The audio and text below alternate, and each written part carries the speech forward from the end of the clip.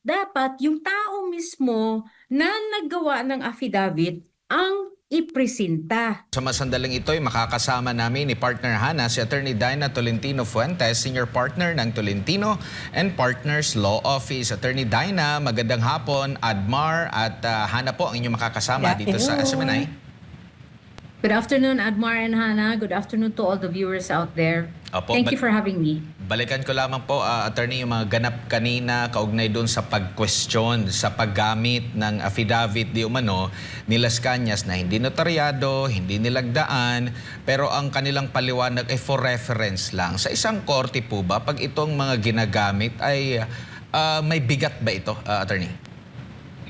Actually, nagtataka nga ako doon sa prosecution because normally that cannot be used as that's to call it the words of the court, a mere scrap of paper. Kasi dapat kung affidavit, it has to be signed and it has to be notarized. And pangatlo, dapat yung tao mismo na naggawa ng affidavit ang ipresenta.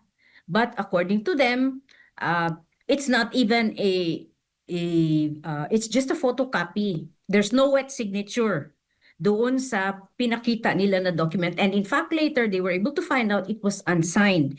Bawal ho yan sa korte. That cannot be used.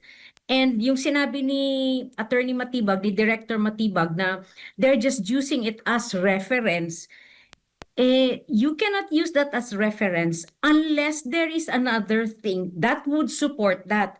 And he has not shown any proof at all or any support at all or any evidence at all to support what he is saying. Puro they have investigated, but as to the proof, wala ho akong nakita. Walang sinabi si Matibag. It's all words. Opo, gaano din kabigat yung kanyang testimonya na ay aminado naman siya na nagpapatuloy pa rin yung case build-up. Parang doon lang siya sigurado na 100% na may hinire daw ang pangalawang Pangulo. If there is a case build-up, wow, ang tagal na no, that was last year pa. I think that was before his term, and until now, it's still continuing. So I am thinking that perhaps it is not just a case build-up, but they are actively going on a, as the defense has been saying, fishing expedition. So mahirap po. I really cannot see the point of why Director Matibag was called as a witness. Opo, at kahapon ata no na napag-usapan din yung kanyang case no nung nag-viral din sa social media yung kanyang pag-uusap with Mel Sabio at parang inihahambing kung ito ba'y may kaugnayan din or kumbaga comparison doon sa ginawa ng pangalawang Pangulo, Attorney, at nabanggit nga ng depensa na tanong kung ito ba'y meron ding epekto sa emotional outburst ng witness. Aminado naman siya dito. Ano pong masasabi niyo po dito sa paghahambing nung kanyang ginawa dito naman po sa sinasabing alegasyon nilang threat sa ginawa po ng pangalawang Pangulo? Actually, I was not able to watch his cross-examination yesterday, but with respect to the context, ito talaga ang sa akin. They keep on trying to put what the Vice President said in a situation saying na may threat sa President, but they did not look at the context. And again, context is very important. In fact, sinabi nga ni Director Matibag during his cross-examination this afternoon na dapat titignan yung konteksto. So, if I am going to throw that back, dapat kung tignan ang konteksto ng sinabi ng Vice President is because she was furious at what Congress was doing to her Chief of Staff, namely, pinatayan ng kuryente, tapos ililipat pa siya sa Women's Correctional, which should not have been done because Attorney Lopez was never convicted of a crime. And yung ililipat sa kanya, for those who are convicted of a crime na mas mahaba sa 6 years. So I think even if somebody was doing that to me, I would also be very mad. But again, like I said, I feel that that was really taken out of context and then being highlighted and used as a ground against the president, a vice president. I'm sorry. Napag-uusapan yung konteksto, nabanggit mo nga na parang putol lang yung yung kanila pinapakita. Pag dito sa prosekusyon, yung lang pagbabanggit na meron ng kinausap na tao, na yun nga, yung sinasabi nilang banta. Kanina, ipinakita din po yung ng depensa, yung bago pa yung mismong pahayag ng pangalawang Pangulo patungkol doon sa gusto niyang pugutan ng ulo ang presidente, which is yun nga yung may kaugnayan ito doon sa PMA graduation po, attorney. Dito po sa mga paglalatag ng ganito, gaano kabigat na maipakita ba ang kabuang video or yung konteksto nito?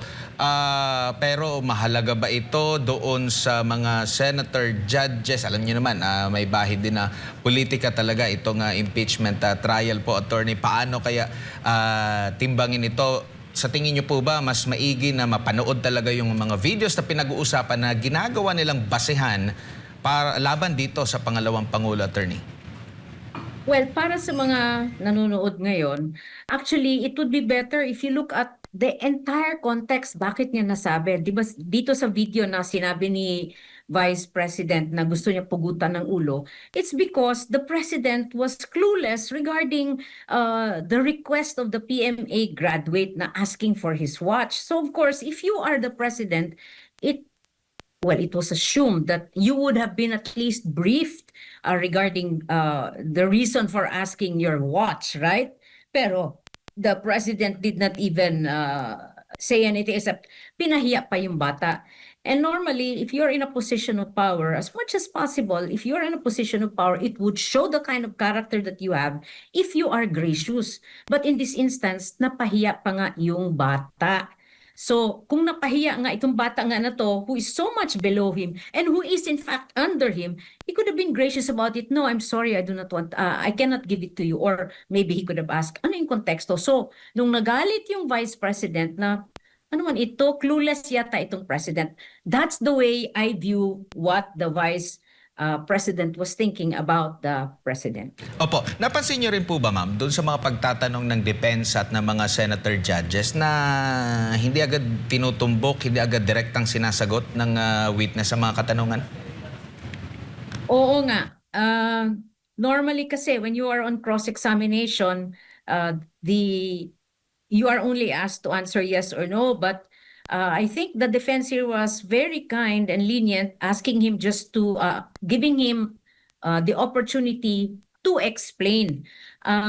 Gusto ko nga yung ginawa ni Senator Pia Cayetano and Senator Amy Marcos when they were cutting him off as he was trying to explain, just so that he could get to the point straight away instead of giving a very long explanation. In other words, si Matibag mismo, si Director Matibag mismo was trying to give context to how he would answer and why he would answer. And yet, at the same time, I find it ironic that this context is not being given importance in the case of Vice President Sara. Thank you, Attorney Daina Hana po.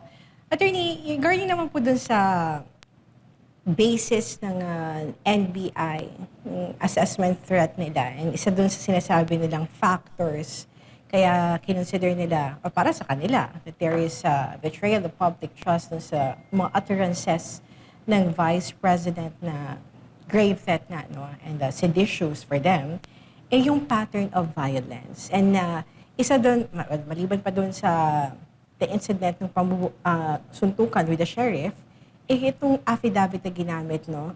Yung affidavit ni Las Cañas. Now, ang question po, tama po ba na pwedeng gawing basis sa korte, yung affidavit na wala naman doon yung may-ari ng affidavit, na hindi naman na-verify mismo sa kanya. And Matibag explained na he cannot be found, hindi daw malocate kung nasaan si Las Cañas. So, the mere fact na at first hindi daw siya naniwala, and then there was verifying process, and then para sa kanila, tinanayaan niya ngayon na totoo yung nasa affidavit, po ba? So, what is your assessment po with that affidavit na ginamit as part ng testimony ng witness na hindi naman niya testimony, affidavit ni Las Cañas yun, na inamin niya, hindi verified, and hindi pa na-notarize? Well, the problem here, Hannah, actually is the fact that with all due respect to all the senators, no, I'm not saying that they don't know the law. Obviously, they're senators, they're legislators. But iba kasi yung technical knowledge of the law when we are speaking about lawyers. And I understand it. Not all of the senators here are lawyers. Only a few are lawyers here. Some have studied law, but did not continue practicing. And maybe even some of them did not practice even if they are lawyers. So, ang sa akin is the appreciation of what Director Matibag said will depend on the level of legal knowledge of the individual senator. And that is where it could be, how do you call this? It could be interpreted differently by a non-lawyer as against by a lawyer. As a lawyer, I would definitely discard that evidence because that evidence, hindi ko nakita yung tao. I did not even talk to the person. I only saw a piece of paper with words. Wala pang signature, wala pang notaryo. And so ako, I will disregard that. I will disregard that.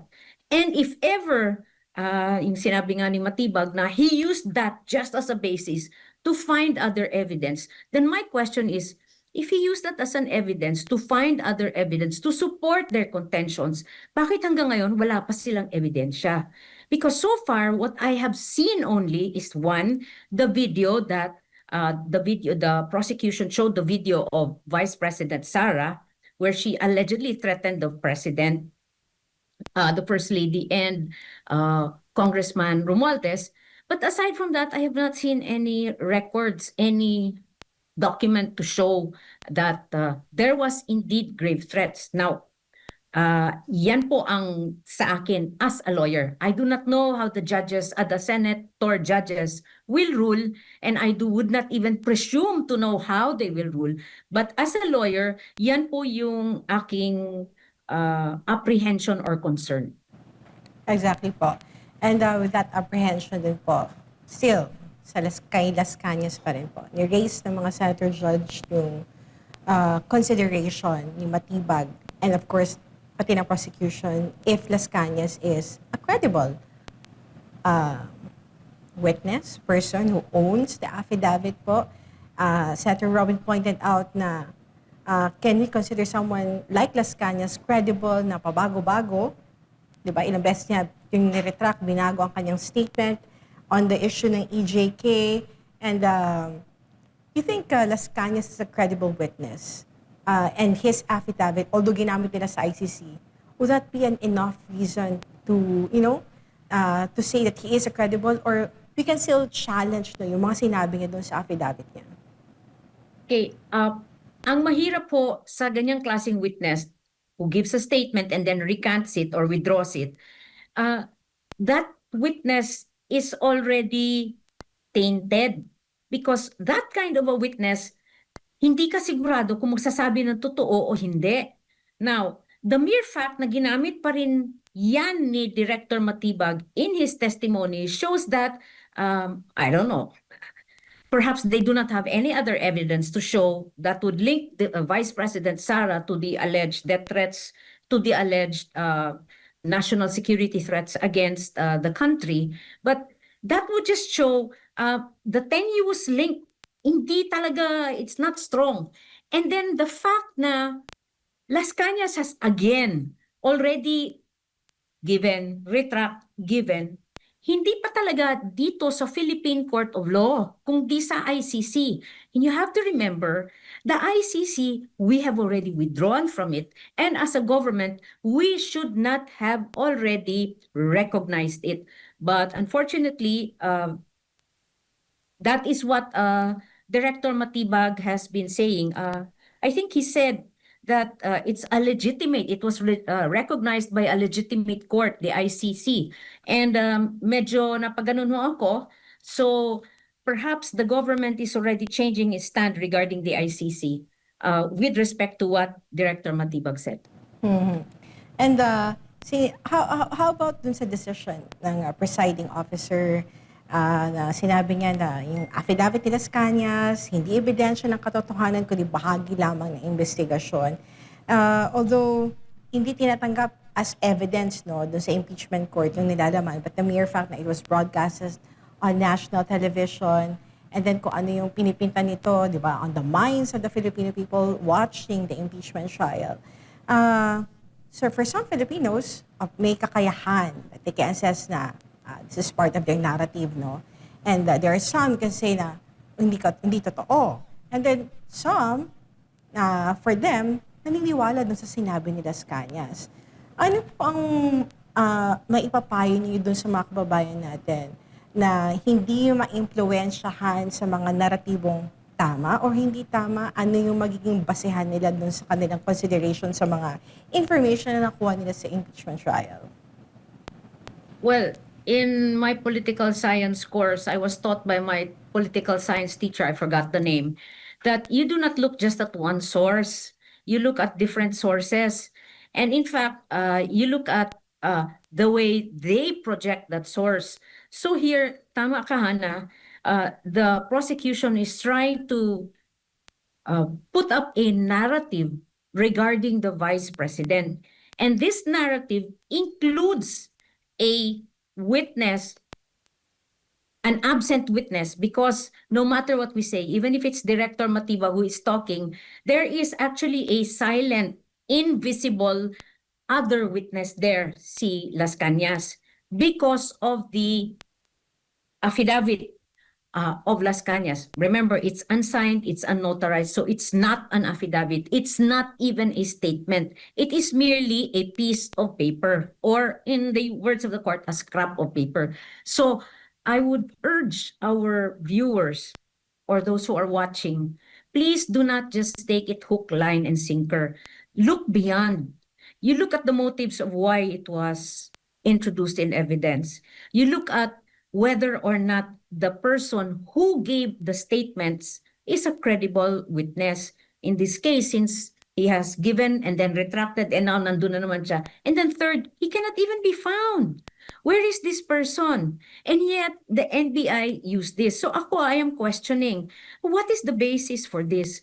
And since Director Matibag used to be a dean of a college of law, I think that really concerns me regarding the tactics of the prosecution. But again, like I said, I would not want to second guess the prosecution or the defense on how they would move their narrative along. But for those watching, please be discerning about what you are hearing. You make your own decisions. You search, you read other sources, you check if the person talking is credible himself. You search if the evidence that they are presenting is credible itself. And I will leave it up to you if you find out, based on your conscience, on whether or not whatever decisions you come up with regarding whether or not you should believe it or not. But ako, for my part, I was a little taken aback by the use of the statement allegedly made by Las Cañas. Now, let's go on dun sa angle ng conspiracy. Kasi for the past, ever since nag-start impeachment court, laging iniuugnay si Davao City Mayor Baste Duterte with the Operation Romanov. And then, ngayon naman talagang nasasento na yung usapin ng conspiracy, no? Although inamin ni Director Matibag na it's hard to prove conspiracy, no? Mas mahirap pa nga yan kaysa dun sa kaso. So, with their ginagawa, no, na narrative, should I say a narrative, or efforts na iugnay ang Vice Presidente and his brother na may conspiracy dito, parang sila pamilya dito na nagsasabi na because of their utterances na masasabing may ploy, may plot, may plano na yun nga, na ipapatay ang Presidente, the First Lady, and the former House Speaker po. What is your question, Hannah? My question is there possibility na mayroong conspiracy that yung inuugnay nila the Vice President and his brother po dito sa issue ng pagpatay? Tatayo ba yan sa korte? Alam mo, Hannah, you have to remember that this is an impeachment course case. And the person on trial here is not Baste, but Vice President Sara, which is why yung sinasangkot nila si Mayor Baste dito sa mga usapin nila is also part of their plan to discredit, the way I see it, to discredit the entire Duterte family. Maybe in preparation for elections, I have no idea. But like Director Matibag said, it's very difficult to prove conspiracy. Now, if they are going to use the words of Mayor Baste to prove conspiracy with Vice President Sara that they want to have President Bongbong killed, mahirap po yun. Kasi nga, dito pa nga, wala na nga silang napakitang evidence except the statement of Las Cañas, which is unsigned and unnotarized, and the person has not even been presented in the impeachment court. Puro nga lang yung investigation ng NBI. So, yeah, mahirap. And dito naman po sa kapangyarihan ng impeachment court na magsubpina. Of course, nasubpina na nila yung bank records and the ITR. Pero na-raise kasi ng defense na, di ba, meron sila may confidential siya na mga documents about sa mga persons of interest na inuugnay nila doon sa mga contracted killer or killers na kinontrata nga ng Vice President. May kapangyarihan ba ang impeachment court to subpoena those confidential documents na hawak ng NBI, particularly ni Attorney Matibag, and don't you believe na ang katotohanan ay hindi confidential, Attorney Dinah? Okay, with respect to documents in the possession of Director Matibag, I think they can. But as to whether or not that is usable or relevant or admissible, that is another matter altogether. But with respect to yung mga bank records, I do not want to go there because the Senate has already ruled on that, and I do not know what the defense intends to do with that ruling, whether or not they will roll with it, whether they will file a case in the Supreme Court regarding that, or whatever. I do not want to go there. But yung files na nandun kay Director Matibag, yes, they can. But I think Director Matibag was saying that there are some things that he cannot give because they would yung sa national security issues, I think. So perhaps they can do that in camera or among themselves lang, hindi doon sa open court in trial mismo. That's my view. Opo, attorney, si Admar Polit ito. Bago pa man umusad yung impeachment sa Senado, doon pa lang sa House Committee, mismo sa bibig ng lead prosecutor, nanggaling yung salitang mini trial. Tapos ginamit ito ng depensa, tapos kinorek siya. Sa tingin niyo po may mali po doon sa payag ng depensa na gamitin yung sinasabing mini trial, attorney? Well, if it was used by the prosecution itself, I do not see why the defense cannot use those words that came from the prosecution itself. Unfortunately nga, supposed to be, dapat hindi nga trial ang ginagawa doon sa Committee on Justice. They were just there to try to find probable cause. Pero ang ginawa nila, even without evidence, they already tried Vice President Sara, and then they went on a fishing expedition to find evidence to prove what they were saying. Opo. That's my take on it. Opo. Dito naman tayo, balikan ko lang yung issue doon sa kinetic force, no? Dahil daw doon sa mga pahayag ng pangalawang Pangulo ay nagkakaroon ng tinatawag na kinetic force, mas dumami daw yung galit sa presidente, sa administrasyon, at natanong din ito ng depensa na wala ba silang independent na pag-iisip? Ano yung take nyo po dito po, attorney? Kinetic force? Opo. Let me just be very clear. But there was the latest there was a latest survey saying that Vice President Sara still has a very great is widely viewed with favor by the people, while the ratings of the president has slipped even lower if I am correct. So, yung kinetic force na sinasabi niya, I think that kinetic force has been building since 2022 up to the present. And kung that's all I can say about that. That if there is such a kinetic force, but regarding the people's views, then the people have spoken Opo. regarding the popularity and the trust ratings of the Vice President. Opo, napag-usapan nyo kanina ni partner Hana yung tungkol sa conspiracy.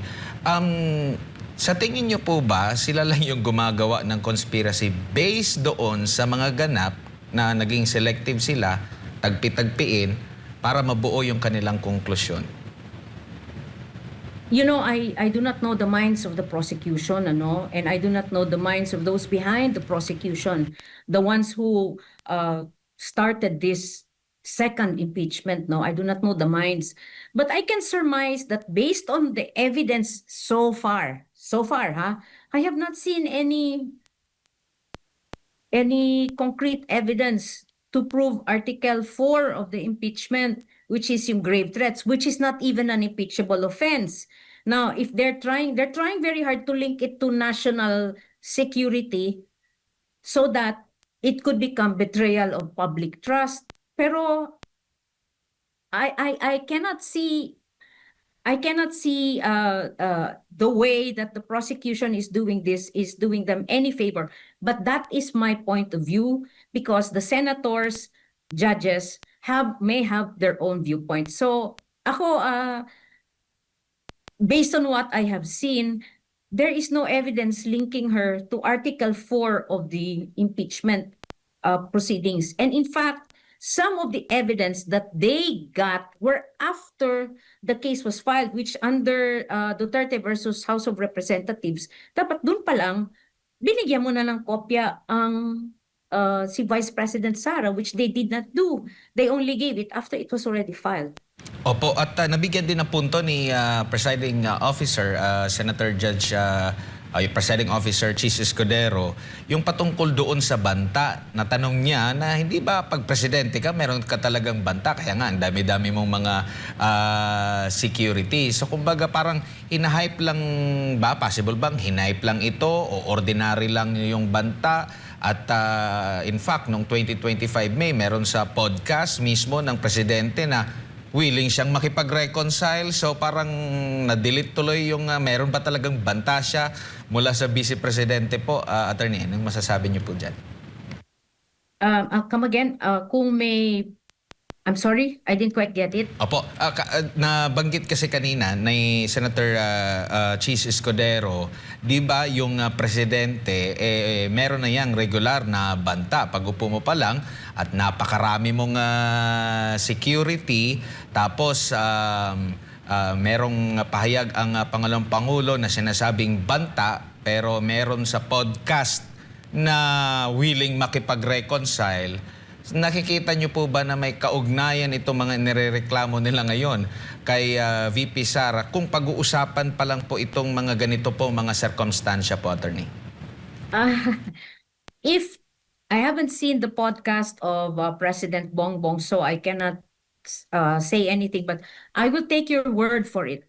If President Bongbong himself has said that he's willing to reconcile with Vice President Sara, then he knows that the grave threats is really not grave threats, but just an emotional outburst brought about by the oppressive actions against Attorney Zuleika when she was being imprisoned, while she was imprisoned in the House of Representatives in Batasan. So ako, kung ganon, if as you said, the President himself said that he's willing to reconcile with the Vice President, then there is no grave threats. But again, like I said, I do not know what the defense will do when it will be their turn to present evidence. Perhaps they will present this, perhaps they will not. But based on what you told me just now, what grave threats is there? Opo. Huli na lamang po, Attorney. Tatlo po na mga witness, kasi marami silang mga inatras, mga 6, 5 ata, no? tatlo po na mga witness ay galing po sa NBI at in-establish nga yung NBI ay under ng executive, under ng DOJ, under ng presidente.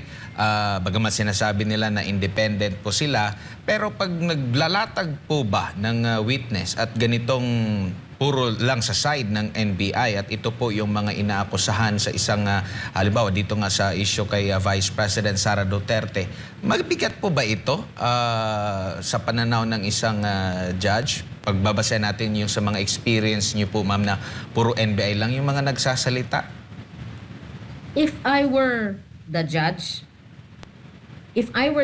because of my legal background, no, I have not seen any evidence so far that would, like I said, convict her of betrayal of public trust. Because nga, you have to look at the context. So if we just use the NBI, who is, again, an instrument of the government, of course, that's what the prosecution will use, no, because they have all the arsenal at their service. But again, the question of whether or not these witnesses are partial or impartial comes into play. Kasi nga, obviously, the narrative that they want to bring, the fact na they are prosecution witnesses, the narrative that they want to bring out in the open is that the vice president is really this woman who is out to kill the president.